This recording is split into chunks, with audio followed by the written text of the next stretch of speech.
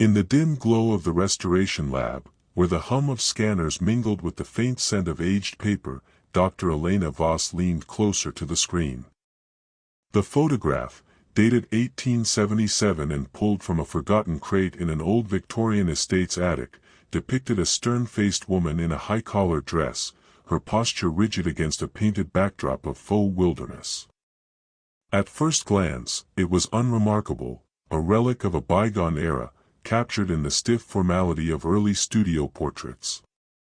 But as Elena adjusted the magnification, zooming into the depths of the woman's eyes, a chill slithered down her spine. There, reflected in the glassy pupils, were not just the expected glints of gaslight or the photographer's apparatus, but something impossible, tiny, distorted shapes that resembled twisted branches and faint, ethereal forms lurking in shadow. Her colleague, Marcus, paused mid-sip of his coffee, his face paling as he murmured, "That can't be right, it looks like she's staring into a nightmare."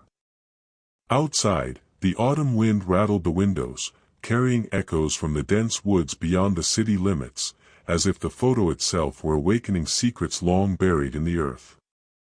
Elena's hand trembled on the mouse.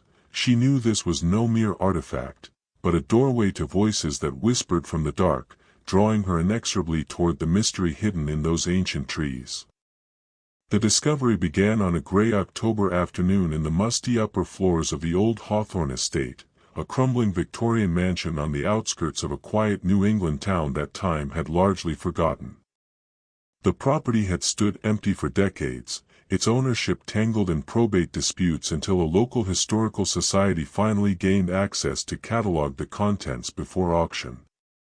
Among the team of volunteers and professionals tasked with the inventory was Dr. Elena Voss, a historian specializing in 19th-century photography, and her small crew of archivists. They moved methodically through the attic, flashlights cutting through swirling dust motes as they pried open warped wooden crates stamped with faded shipping labels from the 1870s. One particular crate, heavier than the others and tucked beneath a sagging rafter, yielded a collection of glassplate negatives and mounted albumin prints wrapped in brittle tissue paper. Most were unremarkable family portraits or scenic views, but one item immediately drew Elena's attention, a single carte de visite photograph, dated in elegant script on the reverse as "Studio of J. H. Whitlock, Boston, October 1877. The image showed a woman of perhaps 35, seated in a high-backed chair against a painted backdrop depicting a misty woodland glade. Her expression was severe, almost defiant, with dark hair pulled into a tight chignon and a dress of heavy black wool buttoned to the throat. The sepia tones had faded unevenly, giving her skin an ethereal pallor, and faint cracks spiderwebbed across the surface where the emulsion had begun to lift. At first, the team treated it as just another artifact, valuable for its age and provenance, but nothing extraordinary. They carried it downstairs to the makeshift restoration lab set up in the estate's former parlor, where portable scanners and high-resolution monitors awaited. Elena placed the photograph under the soft glow of a conservation lamp, noting the usual signs of age, silver mirroring along the edges, minor foxing spots, the subtle chemical scent of old collodion. Marcus, the digital specialist, scanned it at 1200 dpi, the file blooming across the screen in crisp detail. They planned a standard cleanup, remove dust, balance contrast, perhaps in paint a few scratches, before archiving it for the Society's collection. Yet as the initial scan completed and the image filled the display, something subtle shifted the mood in the room. Elena paused, tilting her head. The woman's gaze, so rigidly frontal in the formal pose typical of the era, seemed to hold an unnatural intensity. It wasn't the composition or the costume that unsettled her, it was a faint irregularity in the reflection caught within the dark irises, something that should not have been there in a controlled studio setting. The team exchanged quiet glances, the weight of the attic's long silence pressing in from above. They agreed to proceed with magnification, unaware that this routine cataloging task was about to peel back the first layer of a mystery that had lain dormant for nearly a century and a half, waiting in the stillness of forgotten shadows. Here are some visuals to bring this moment to life. The magnification process began innocently enough, with Marcus sliding the zoom slider smoothly across the interface, the pixels blooming outward like a dark flower unfurling. At 400%, the woman's face filled the screen, her features sharpening into stark relief, the faint lines etched around her mouth, the precise weave of lace at her collar, the subtle grain of the collodion process itself. Elena adjusted the contrast, coaxing more detail from the shadows, while the rest of the team gathered closer, their breathing quiet in the warm hum of the lab. It was at around 1200%, focused squarely on the left eye, that the first anomaly appeared. Within the deep black of the iris, where one would expect only the soft specular highlight from the studio's skylight or the vague outline of the camera lens, something else resolved. Tiny, impossibly crisp shapes emerged, twisted branches reaching inward like skeletal fingers, their forms too angular and deliberate to be random artifacts of dust or emulsion damage. Elena froze the cursor, her pulse quickening. She switched to the right eye, and there it was again, the same eerie reflections, mirrored with unsettling symmetry, as though the woman had been staring not into the photographer's lens but through a window onto an entirely different scene. Marcus enhanced the sharpness algorithm, applying a subtle unsharp mask to clarify the edges. The branches clarified further, revealing faint, web-like lines that suggested a canopy of ancient trees, their bark textured in miniature. But deeper still, nestled amid the foliage, were shapes that defied easy explanation, elongated silhouettes that could have been figures, cloaked and motionless, their outlines blurred as if caught in mid-motion or partially obscured by mist. One form, slightly larger than the others, seemed to lean forward, its posture suggesting intent observation. The reflections were not mere optical echoes, they carried color undertones, subtle greens and grays, that the sepia palette of the photograph should have rendered uniform.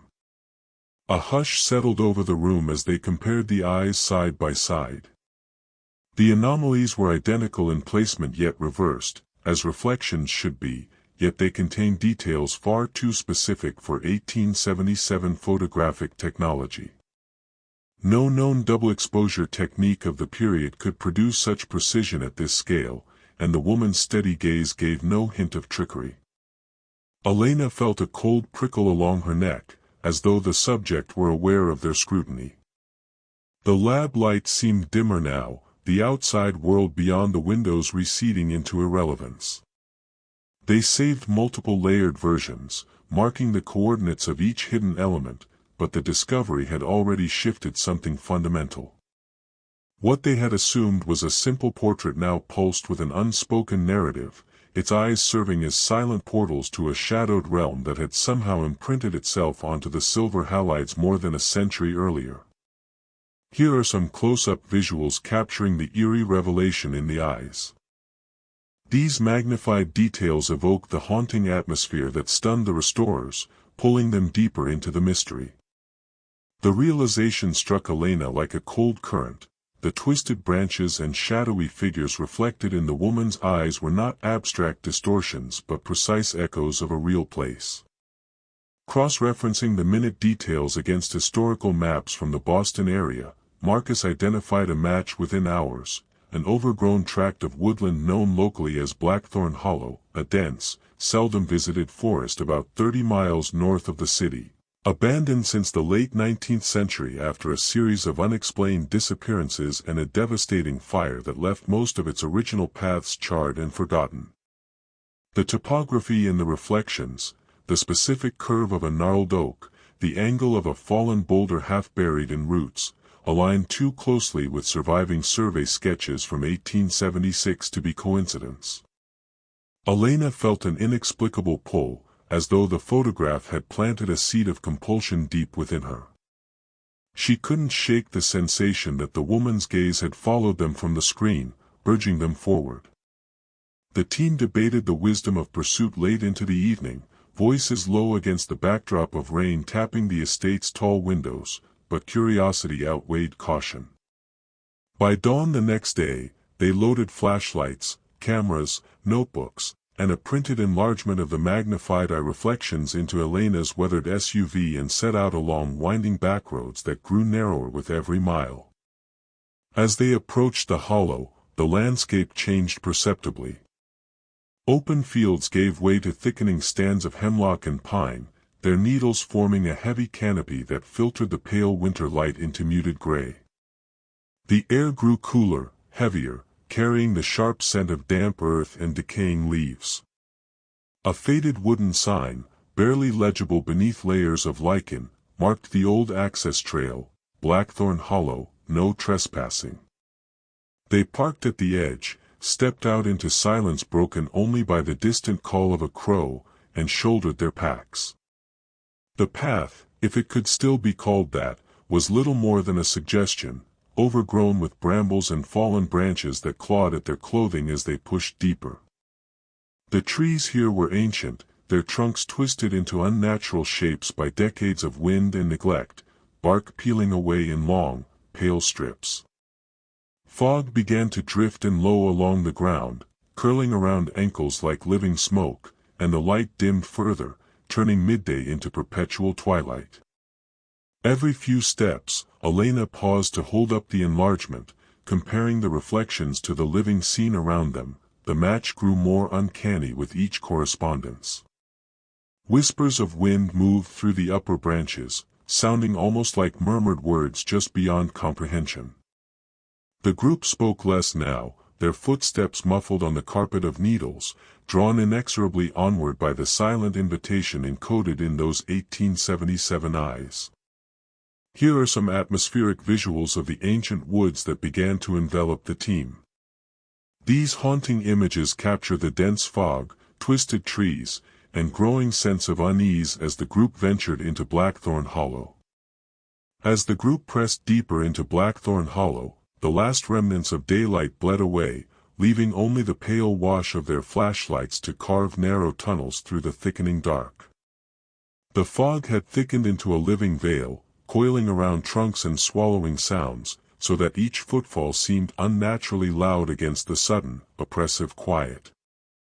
Elena led the way, the enlarged photograph clutched in one gloved hand like a talisman, its sepia face now seeming to watch them from within the plastic sleeve. They had been walking for nearly an hour when the first murmur reached them, not the wind, not the rustle of leaves, but something softer, more deliberate. It came from everywhere and nowhere at once, a low susurration that rose and fell like breathing. At first they dismissed it as imagination, fatigue playing tricks after the long day, but the sound grew clearer, resolving into fragments of words carried on the damp air. Names, dates, half-formed pleas, Eleanor, forgive. The fire took them. Stay away, drifting past like smoke from a distant blaze. Marcus stopped abruptly, head cocked, his beam swinging wildly as he tried to pinpoint the source.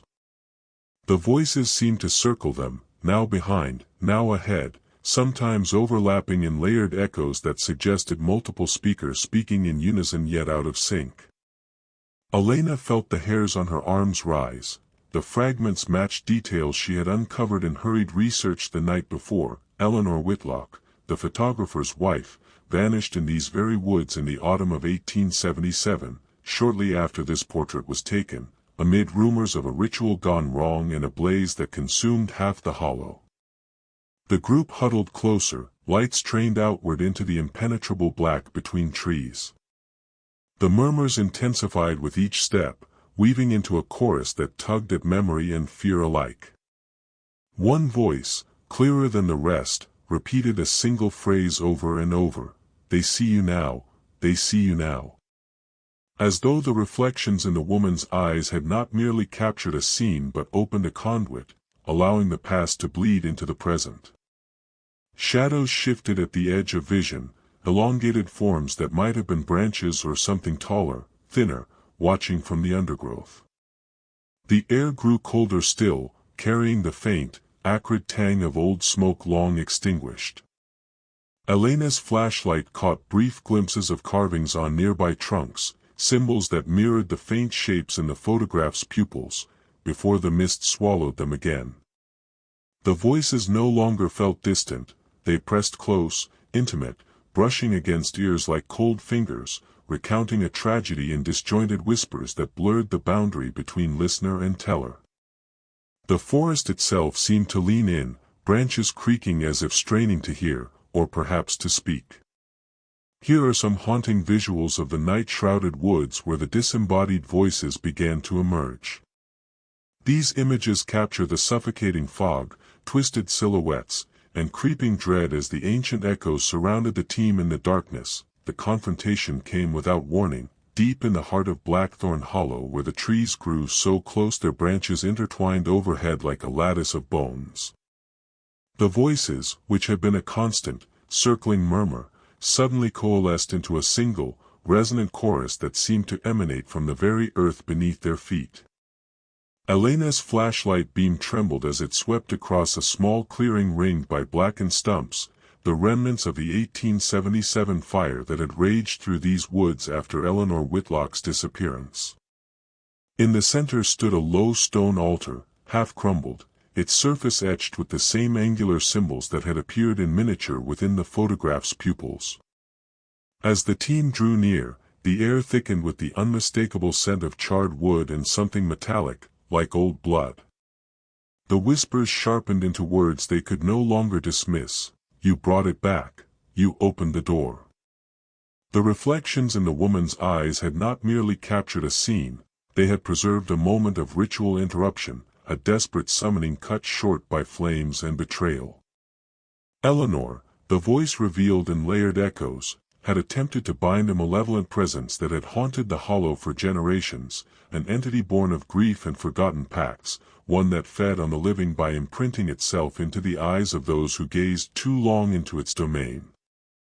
Marcus dropped to his knees first, clutching his head as the chorus swelled inside his skull. Elena felt it too, a pressure building behind her own eyes, as though the entity were trying to peer out from within her now. The shadowy figures from the photograph materialized at the clearing's edge, tall, emaciated silhouettes with glowing pinpoints where eyes should be, their forms flickering between solid and smoke. They did not advance aggressively but waited, patient and inevitable, as the voices explained the final truth. The photograph was never meant to be restored, never meant to see light again. Each magnification, each digital enhancement, had strengthened the connection, pulling the entity closer to the present. Elena's mind raced through fragments of the portrait, the woman's defiant stare, the hidden terror in her gaze, the way the reflections had seemed to watch them from the beginning. Sanity frayed at the edges as the group realized the reckoning was personal. The entity demanded a new vessel, or perhaps a completion of the interrupted rite. Flashlights began to dim and flicker, batteries draining unnaturally fast, while the fog rolled in thicker, carrying the faint crackle of long-dead flames. They stood frozen, confronted by the horrifying convergence of past and present, the malevolent force no longer confined to sepia shadows but alive in the dark around them, hungry for the next set of eyes to claim. Here are some chilling visuals of the terrifying convergence in the haunted clearing. These haunting scenes capture the glowing eyes in the darkness, ghostly silhouettes emerging from the mist, and the overwhelming dread as the ancient force revealed itself to the intruders.